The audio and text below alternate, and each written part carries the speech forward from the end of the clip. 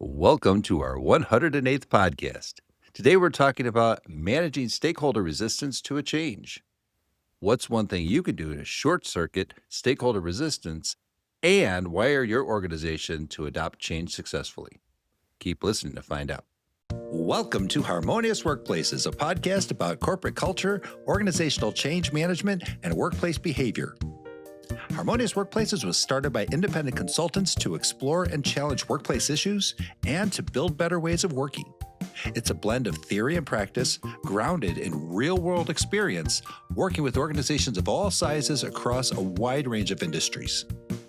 If you own a business, lead a team, want fresh ideas about the workplace, or just enjoy listening to consultants talk candidly about how to make work more effective and more enjoyable, we invite you to sit back, relax, and dive in with us to Harmonious Workplaces. Hello, Harmonious Workplaces listeners. Welcome back to our podcast. I'm Rich Cruz, an organizational development consultant. This is Ben Kleinman, a certified change management professional. Hey, Ben, how are you today? Hi, Rich. Hey, everyone. All right, Ben, we've been talking about stakeholders the last few episodes, right? And today we're going to bring up I don't want to say it's an old chestnut, but it's one that we did a long time ago, right? Which is Way back episode 8. In our first season, if you will. That's right. Our nascent days. In fact, if I remember correctly, we celebrated episode 8 by saying that we actually would have had like a Netflix series. But yeah, you mentioned that, right? Yeah, you did. You did. You were making a comment about how it was the 8th episode. It would have tidied up the season or left people with a cliffhanger and all that kind of stuff. So, that's right. Here we are 100 later, and I don't know. Hopefully, Mom's still listening. Love you, Mom. Thank you. So, but in all seriousness, I think it was lovely to tee up the conversation back then, and I think this is one of the questions that at least I get a lot, and I'm sure you get a lot when you talk to folks, and we just see it circling around, and people seem to always be looking for help or guidance or just what are some good ways to help with stakeholders and stakeholder resistance specifically. So we thought we'd come back to it for today and dig a little deeper into that prior conversation. Sure. See how things have evolved in the last year and change. For sure. Yeah.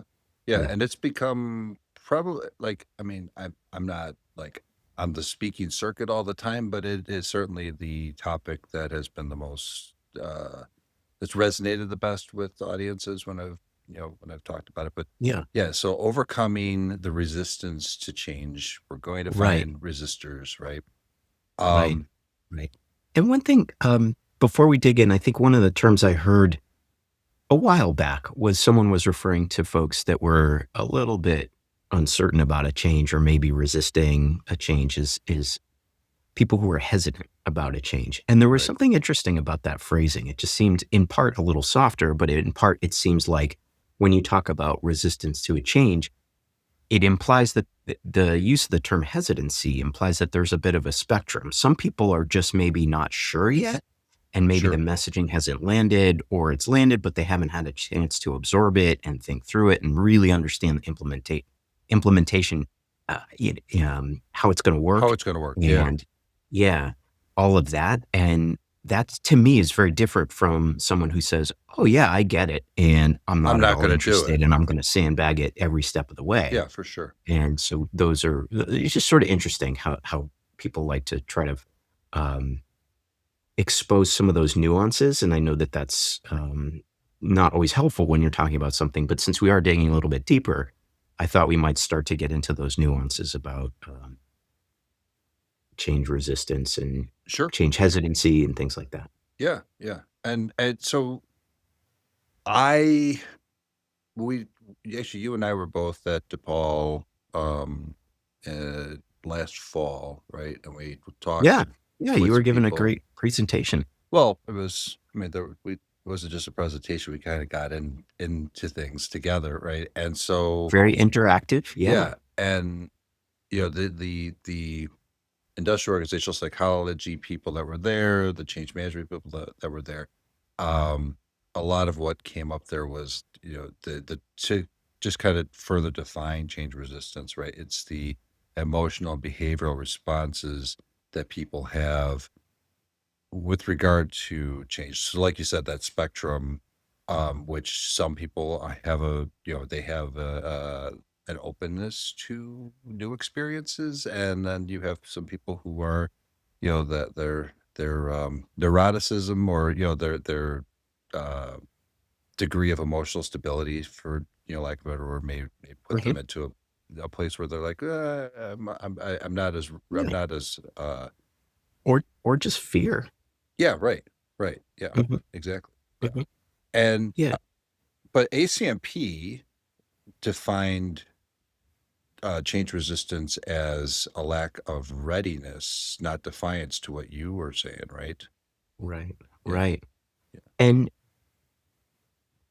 I I understand that definition. I'm not sure I buy into it 100% Mm. completely, and all the ACMP credentialing people can come hunt me down afterwards. So since I'm not, towing the party line necessarily, but I do think that there's a sense of readying people for the change Mhm. and people still resisting it.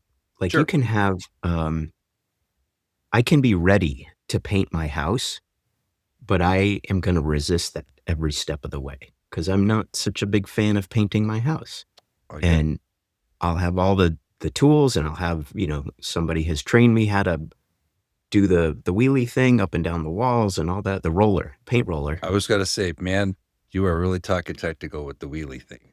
The wheelie thing, yeah. Well, you can tell how much I paint houses, and There you so, go. That's right. I think there's a difference between being ready for a change, and maybe the definition that ACMP is seeking towards is that change readiness in its purest form is having everybody really ready for that change, which means you've Sure. overcome that resistance. Mhm. Tomato, tomato. I Sure. think there's some stuff there. For sure. But since you were talking about the types of resistance, behavioral, emotional, psychological resistance, all of that, there's reasons why people might resist a change. And so, some of the stuff we talked a little bit about in our prior change resistance episode had to do with changes to personal status, Mhm. a fear of losing income maybe, or a fear of social status. I am losing my role as X in the Right. company, and that's what I'm respected for, and I might lose that social respect. People, like you were saying, might just feel uncomfortable moving into something that is new or different, and then there may just be a lack of understanding. Yeah.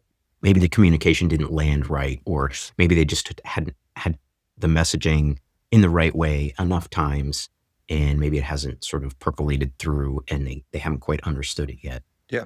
But I do feel like I'd be remiss if we didn't call out our resident HR hermit crab, and you did a really beautiful cartoon. Yes, Hermie, There he is. the Hermit the HR HR. hermit crab. Trust Fall Pratfalls is his latest and greatest book. But you did a really nice one-pager cartoon of Hermie exemplifying or showcasing all of the different ways that people can, or hermit crabs can, resist change. So Sure. you have fight, you have flight, you have freeze. One we learned about in one of our many episodes Right. before is this idea of fawning, and sort of really painted those all quite nicely. So maybe that's a link we could put in the show notes, or just a graphic we could put in the show notes as well for this one, because Can do. it really sums up those nicely. Yeah. Yeah. And those all being kind of fear responses, right? And as you said, there's that fear can stem from how is this going to affect me personally? How is this going to affect me socially? What's my, Mhm. I'm comfortable with what I'm familiar with right now, so I really don't want to change this, even though it's broken as all get out, right? Right. And Right.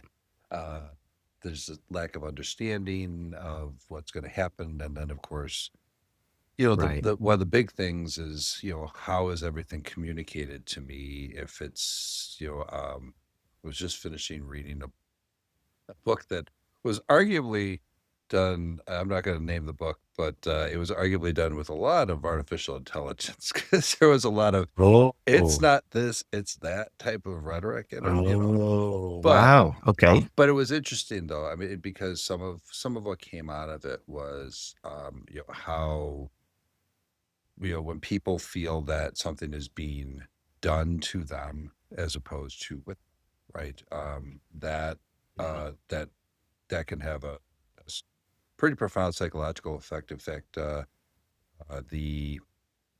one of my colleagues, Deb Orr, who's the department chair over at Roosevelt University, she has some studies that she's conducted that actually supports that notion that people need to have, and we've talked about this before, like agency to be able to make decisions and do things Mm-hmm. their way. Mm-hmm.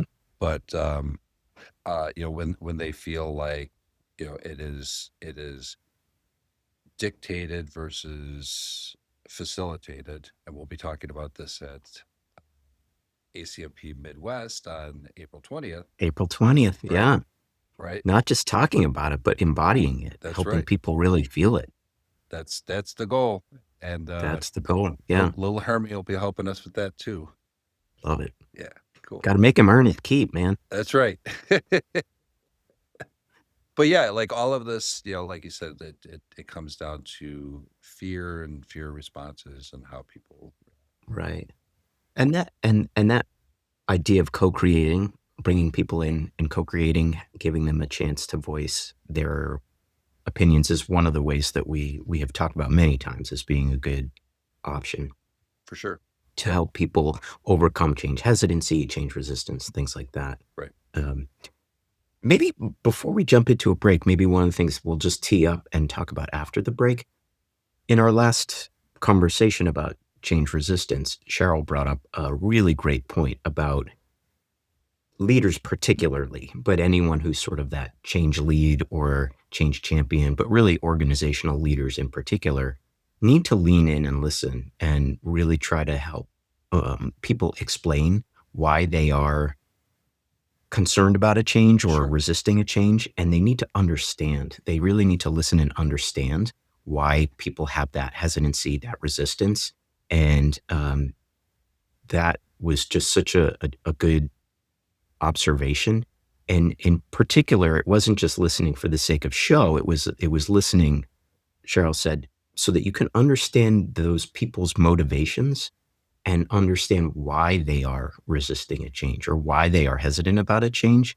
And then you can start to help them into that change, whether Mm. that's co-creating, whether it's just assuring them that something is not going to be the way they think it is. Maybe they misunderstood a communication, or maybe it really is going to be as bad as they think it is, personally, socially, career-wise, whatever. But we're here to help manage that as best as possible. So maybe we can dig into all that a little bit. I love it. Let's do it. Okay, folks, we'll be right back. In a world where leadership needs clarity and action, and HR gets left out of the loop, one hermit crab steps in to save the day, only to be shut down by management. From the creators of Hermie the HR Hermit Crab and the Harmonious Workplaces podcast comes a new shell-shocking adventure, Out of the Loop into the Fire, or HR Hung Out to Dry. This book blends workplace satire with evidence-based lessons, reminding leaders that culture, trust, and people strategy don't exist as extras. They form the foundation of lasting success.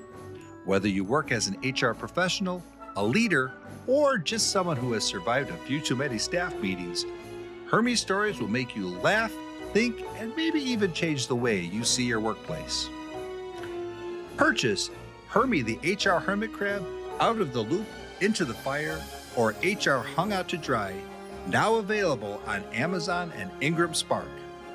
Shop now at harmoniousworkplaces.com/HermieHRCrab. That's harmoniousworkplaces.com/HermieHRCrab. Ha! Big change of Fred. And we're back.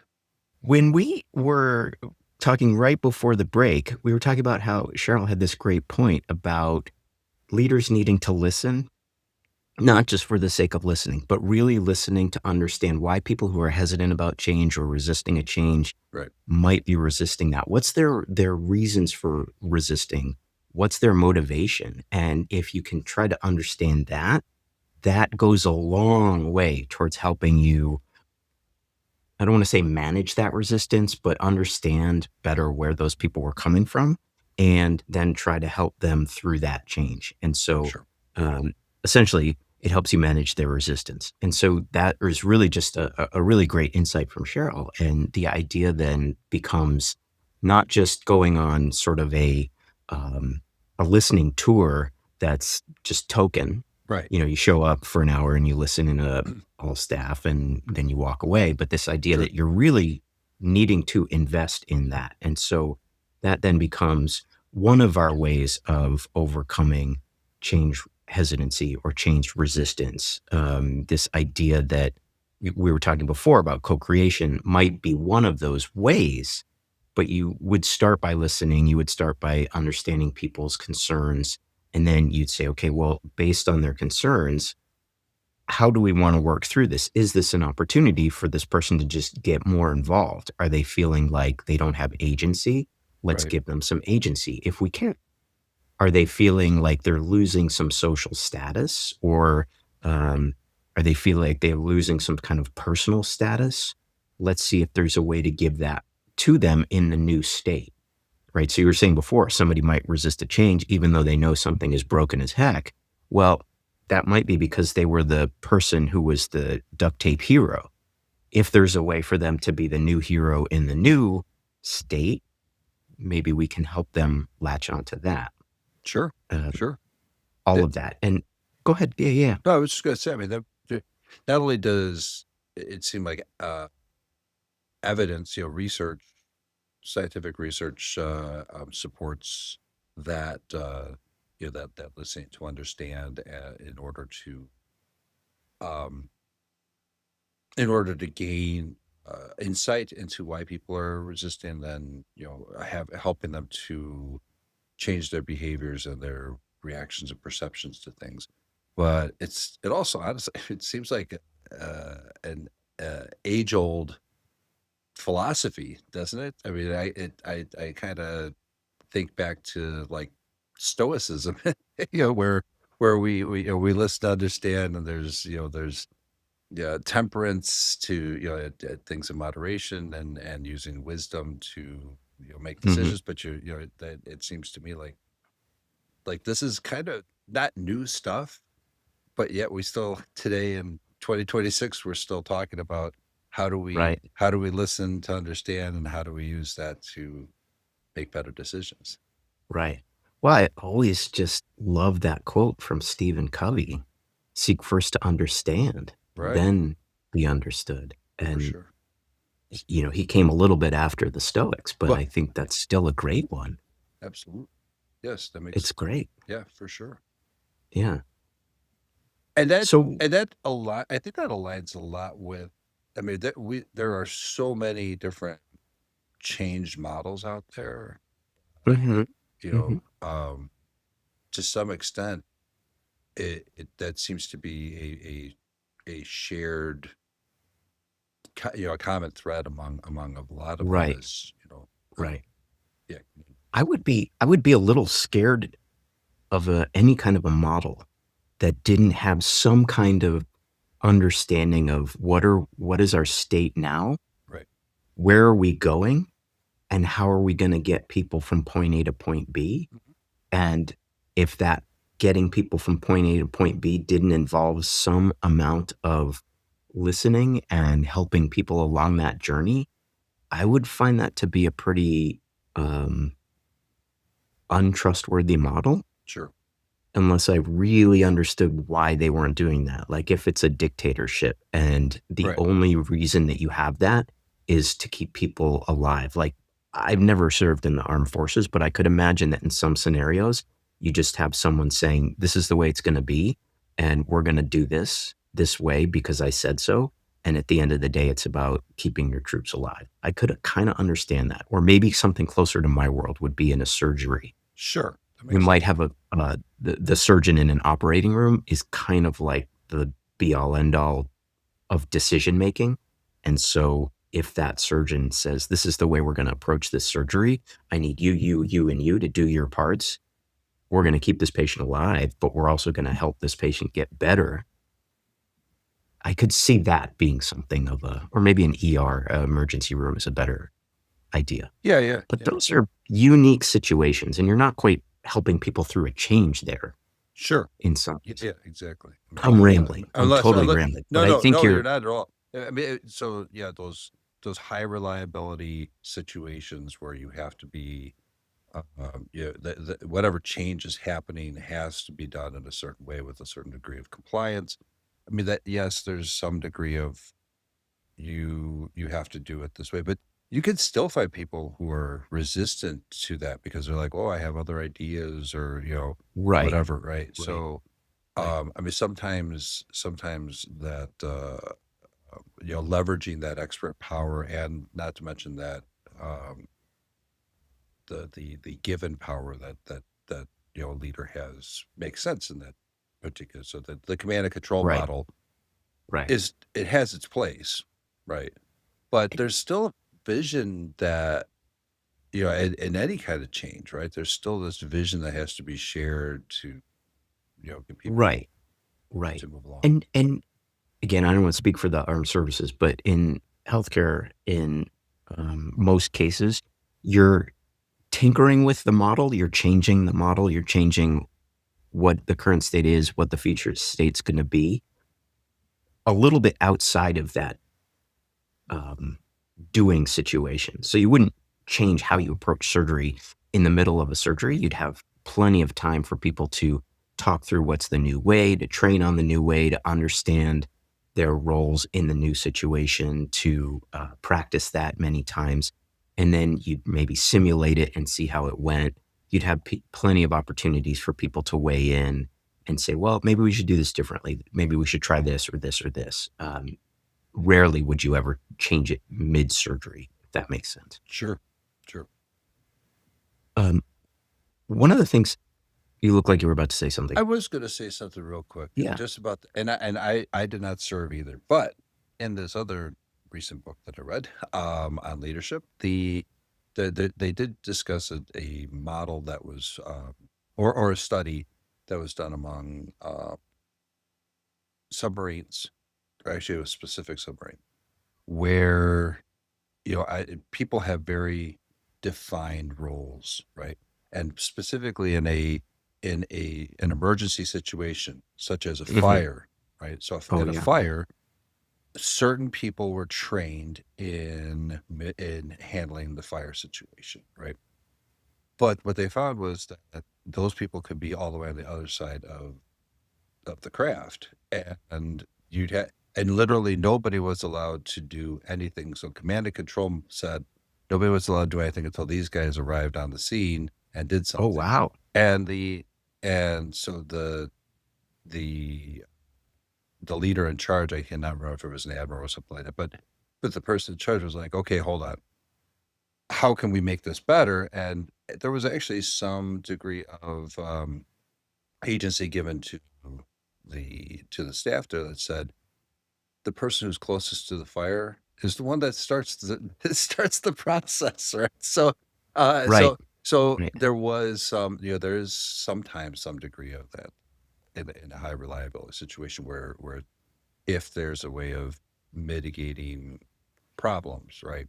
Yep. That we're going to be able to do that, and I mean, and that really was a change that came out of a vision of we have to protect the ship and everybody on it, right? And the people, yeah. Yeah. And I love that was something that was talked about, maybe not in the midst of a fire on a craft, but afterwards they looked at it and they said, how can we do this better? Yeah, it was actually it was really nice. It was actually done during training drills where they, so they're running drills and they're like, okay, this is taking too long. And what are the contingencies that happen? Right. So, I love that. Sequences and iterations. there you go. Right on. We'll be talking about that on April 20th too. There we go. Maybe Yeah. we should take a break. Okay. And then when we come back, We'll keep going. Yes, I love it. Okay. We'll be right back. Oh, hi. I'm Hermie, the HR hermit crab. So, if you've ever sat in a meeting thinking, are we all talking about the same thing? I have a book that might feel very familiar. In my third cartoon book, Trust Fall Pratfalls, you'll find a collection of short, funny workplace moments. The kind that make you laugh and then immediately think, yeah, we do that.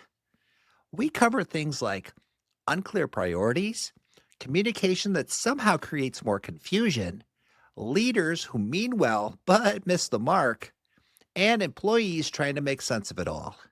It's basically a highlight reel of how the heck did this happen? But each story also contains evidence based, valuable information such as simple ways to communicate better, practical ways to support your team, and small changes that make work a little more, well, workable. You can finish each story in just a couple of minutes and actually use the lessons the next day. Plus, it's a cartoon book, so you can leave it on your desk and be the envy of all your cubicle mates. Check out Herbie the HR Hermit Crab Trust Fall Pratfalls, available now on Amazon. Visit www.hermiehrhermitcrab.com or www.harmoniousworkplaces.com/Herbie. Oh, and if you see your workplace in here, maybe don't read it out loud in the next staff meeting. Make change your friend. Bye. And we're back. So, Ben, we're talking about short circuiting, change resistance, and we've defined that and as a spectrum and all these, different things. We started talking about some Right. of the ways that we can do that. Right. What do we got Right. next?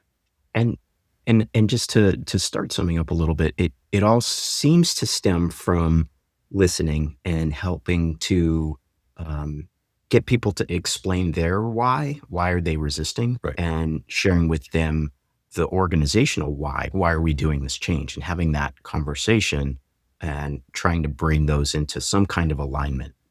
Yep. And so then as you start to try to solution things, we had talked obviously about co-creating and helping people see their role in light of the new change. I think one of the things that really jumped out at me was this idea that after you've listened, and if you found some way that you think that you can help that person in the new way, and you've said, okay, let's try this. Let's try co-creating, or let's try putting you in a slightly different role, or let's give you a little bit more agency to do X, Y, or Z. Sure. I think then it's got to move beyond just telling them that you have to show people that you've heard them and that you're changing something. So even if it's something as simple as we never get, as part of this change, we never get a voice, and we just want to have a better voice. Okay, you've gone on your listening tour. You said, I like that idea. People in this company have great solutions. Sure. Let's get you a better way to have your ideas percolated to people who can do something with those ideas. You have to show that. And whether that's some sort of internal hotline or a bot that helps percolate ideas into a shared database, whatever that is, that you figure that out for your company. Right. Or we can help you figure that out for your particular company. But you do have to show them that there's something that is going to change, or you have to show them that it can't change in the way they want it to, and here's why, and explain that, but show them maybe ways that they can figure out a new course of new, if that makes sense. Yeah. How to find their way in this new organization, and show them and help them through that. It's got to be more than just words, I think, is what I'm trying to say. Yeah, that makes sense. It's a lot of words. And I think one of the ways to do that actually does stem from John Cotter's 8-step model, and that is to form a guiding coalition. So when you can convince somebody that this is the right thing to do and align them to the vision, and you've listened to them, and they have changed their mind, and now they're either become an early adopter or even in the early majority, or if we look at the diffusion of innovation curve, right? Yeah.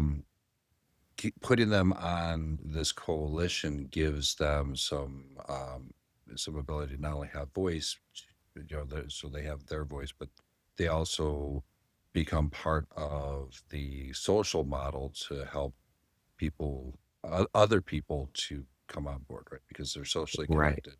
Um, Right. Alan Landers he's from the Drucker School, and he has also said that like he calls us a PIT, a planning and implementation team, right? Putting that Hmm. type of thing together, Hmm. bringing people on to do that is one of those ways. But I love that you brought up communication too, because that's a huge element to Right. trying to get that. Yeah. Right. And this idea of an a project implementation team, a planning implementation team, a coalition, a guiding coalition, a group of change catalysts, change agents, change champions, whatever we want to call them, Right. can really help diffuse the messaging, but then also bring some of those ideas and bring some of those concerns and some of those resistance notes into that leadership circle or change manager circle. And they can then try to be aware of that and try to help people through that Sure. in very specific ways, depending upon who is bringing that concern or that piece of resistance to the table. Yeah. In fact, some I think, people they feel like they're being represented. yep, Their interests are being represented by somebody else being brought in, right? Somebody within yeah, their group or whatever right, can state their concerns and their fears, but also that person can be used to leverage their social impact sure, to move people. sure. And the more agency and authority and autonomy that those change champions or the people on that pit or other change councils have, this easier it's going to go in Yeah, some ways at that sort of local level, yeah, if you will. for sure. Um, the amplification of the messaging is really important. The more people that you have that can help solution for change, or at least help listen on behalf of the change, Right. is just going to make things go a lot easier. Because if it's all going to boil down to one person, that's going to be very hard. Sure. But you could still have one or two or three or several key people messaging that change. So if you have a CEO who is beloved by your organization and that person is repeatedly and in different formats and in different mechanisms voicing why this change is so important, voicing why they are so enthusiastic about this change, voicing, hey, we heard this, here's what we're doing to make this better about the change, that can go a long way because people see that and they trust that person. And you can do that with other trusted voices as well throughout your organization. And that really helps people see it, feel it, hear it in different ways. And it helps them internalize it in a way that's maybe different than just seeing some slides in a meeting. Sure. Sure. Well, kind of going along the same route there, right? Having the individual, but also the group, move forward. I think we'd be a little remiss in not mentioning the power of goal setting and this as well, right? Because people being able to have some degree of setting their own goals, right, and actually writing down and making these, smart, specific, measurable, attainable, realistic, time bound, right? But having some of that on an individual basis and also at a work group basis,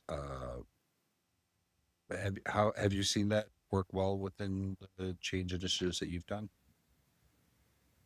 In terms of goal setting, I feel like that is maybe the next step after addressing some of the change hesitancy or change resistance or even change curiosity, if that makes sense. Hmm. I feel like once people have a sense of kind of they're getting it, then you can have people start to talk about their goals or whether that's a self-discovered goal or an organizationally imposed goal that will depend on the nature of the change. But I think at least in most of my experiences, it seems like people need to understand and buy into the change to really be invested in setting those SMART goals or buying into those SMART goals if they're assigned from on high. Yeah. Okay. No, that makes sense. Yeah. For the ones that are assigned from on high, yeah, I can totally see that. I've seen, so for quick story, right? Salesforce implementation, And somebody's, stories, I'm sorry to cut in, but stories are a great way to help people understand your change. And we've had some of our guests talk about that and for sure. just the idea of stories and how people really gravitate towards listening to a story can make a huge difference in your message. Yeah. Right on. Right on. Yep. So Perfect. I'm sorry to cut you off, but No, but that's just that's great. I love that you're that's bringing that in. yeah, That's yeah. great. Yeah. So in this very short story, Salesforce implementation, it was a real estate company. One of the people that was part of the team, um, it wasn't that she was really resisting for the sake of resisting, right? Or she liked the status quo or whatever. She said, Mhm. "I'm not a techie. I don't understand this. I don't want to try to understand this because I don't feel like I need to or whatever." Mhm.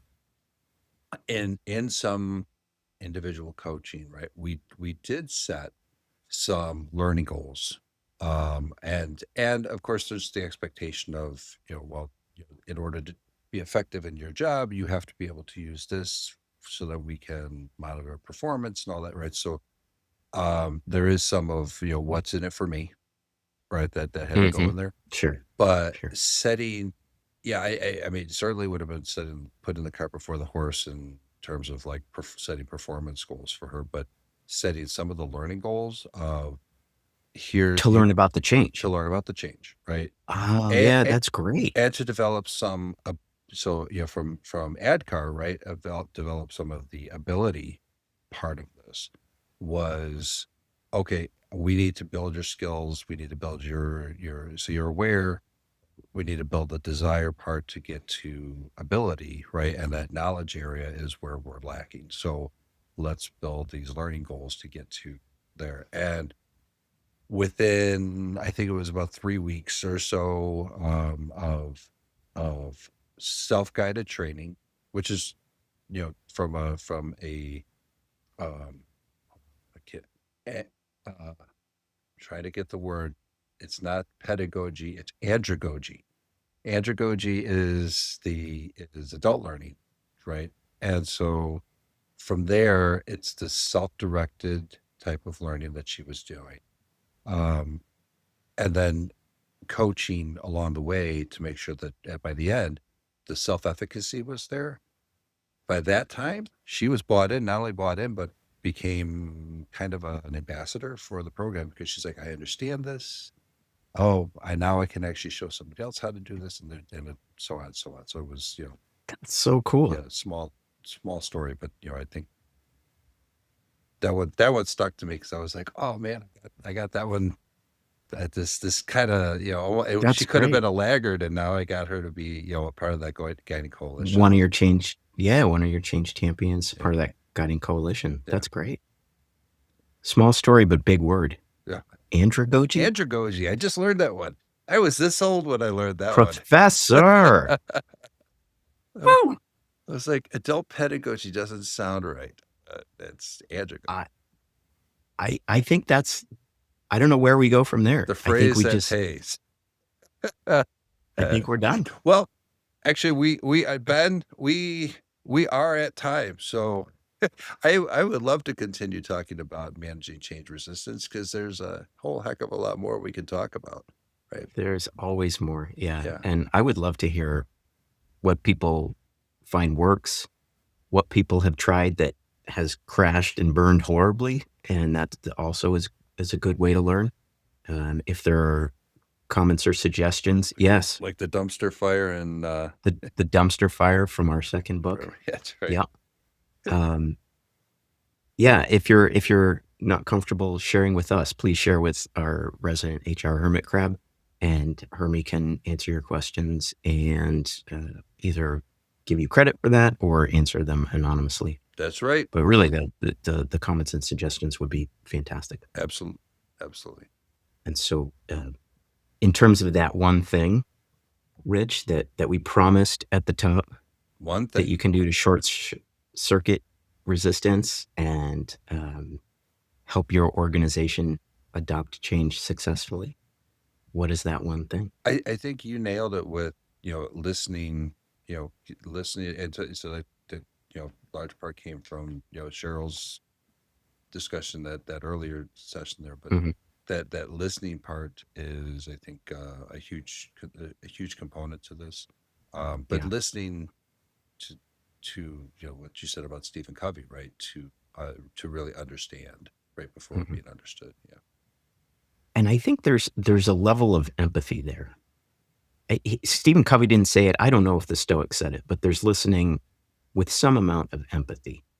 Yeah. You're Sure. not just listening to solution. Like if I'm listening to something and I'm already thinking about how am I going to solve this and move on to my next, that's not the same. Right. Right.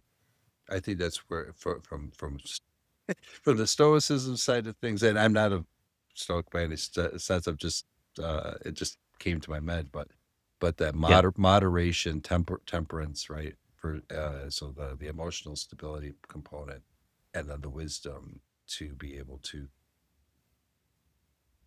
take the knowledge and add experience and turn that into something right, that is an right. output. Cool. Right on. Okay. Well, All thanks. right. Thanks a million, folks, for joining us on this 108th episode of our podcast.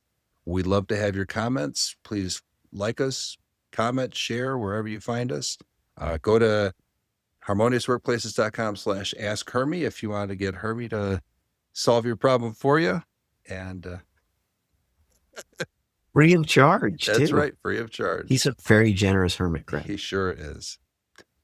And until we meet again, folks, make change your friend. Thanks for listening to Harmonious Workplaces. You can find all episodes, resources, and ways to connect with us at www.harmoniousworkplaces.com. If you enjoyed the show, we'd love your feedback. Please rate, review, share, and subscribe on whatever platform you're listening on. And don't forget to add Harmonious Workplaces to your favorites so you're notified when new episodes are released. Again, visit us at www.harmoniousworkplaces.com.